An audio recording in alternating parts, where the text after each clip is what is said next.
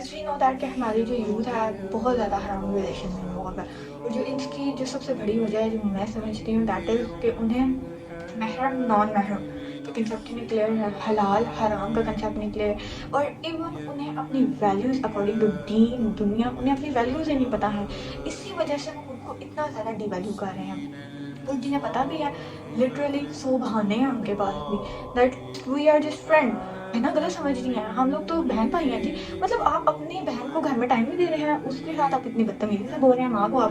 Time نہیں دے رہے ہیں، اور باہر آپ بہن بھائی بنا رہے ہیں۔ ہم تو ایک دوسرے کو جو ہے نماز کا ریمائنڈر دیتے ہیں، ہم تو ایک دوسرے کی دین میں ہیلپ کر رہے ہیں، لائک واٹ نان سینس۔ آپ ایکسکیوزز ہیں یہ نا، تو کس طرح کے چیپ اور ورسٹ قسم کے ایکسکیوزز ہیں، اینڈ میں اس چیز میں ایک پیرنٹس کی بہت بڑا فالٹ سمجھتی ہوں کہ چلیں یہ ٹین ایج ہوتی ہے، اور پیرنٹس کو اپنے بچوں کو اس چیز سے بہت زیادہ اویئر کرنا چاہیے کہ جب تک بچوں کو اویئرنیس نہیں ملے گی obvious سی بات ہے وہ غلط کام کی طرف جائیں گے، ٹھیک ہے، اور اگر آپ ان کو اویئرنیس دے رہے ہیں تو پہلے آپ ان کو اس کا پورا سینیریو سمجھائیں، اس کا بیک گراؤنڈ سمجھائیں، کیونکہ اگر آپ اس کو کہیں گے کہ بیٹا یہ کام نہیں کرنا آپ نے، ٹھیک ہے، جسٹ کہہ دیا آپ نے، تو پھر تو وہ کہیں گے نا کہ بھائی ہمیں پتہ ہی نہیں ہے کہ اس کام میں ایسا کیا ہے کہ ہم لوگ نہ کریں، ٹھیک ہے، تو وہ اس چیز میں زیادہ جائیں گے۔ پیرنٹس کو چاہیے کہ وہ اپنے بیٹے کو، بیٹا ہو یا بیٹی ہو، دونوں کو اویئر کریں کہ بیٹا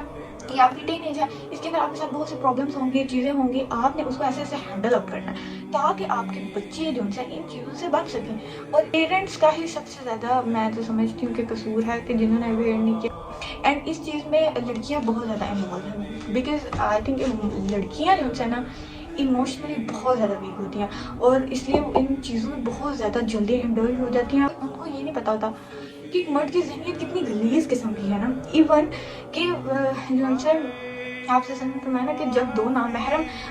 جو ان سے اکٹھے ہوتے ہیں تو تیسرا ان پہ شیطان ہوتا ہے، اور ایزیلی آج کل کی یوتھ ایک دوسرے کو مل رہی ہے، ہینڈ شیک ہو رہا ہے، کزنس کے ساتھ گپ شپ چل رہی ہے، گوسپس چل رہی ہیں، ٹھیک ہے، اینڈ ایک حدیث میں آتا ہے کہ اس شخص کے لیے آپ صلی اللہ علیہ وسلم نان محرم کے لیے کہا کہ اس شخص کے لیے یہ چیز بہتر ہے کہ اس کے سامنے لوہے کا کیل ٹھوک دیا جائے بجائے اس کے کیونکہ وہ کسی نامحرم کو ہاتھ لگائے، یہ عذاب اس کے لیے کم ہے کہ لوہے کا کیل ٹھوکنا، جبکہ کسی نامحرم کو ہاتھ لگانا یہ اس کا عذاب زیادہ ہے۔ So my dear brother and sister, if you are indulged in حرام relationship, so for the sake of اللہ لیو اٹ بیکاز اس کا اینڈ ہی بہت برا ہے۔ جو بندہ آپ کو اسٹارٹ اپ ہی جو ان سے آپ کے ساتھ حرام سے لے رہا ہے وہ کیسے آپ کے ساتھ سنسیئر ہو سکتا ہے؟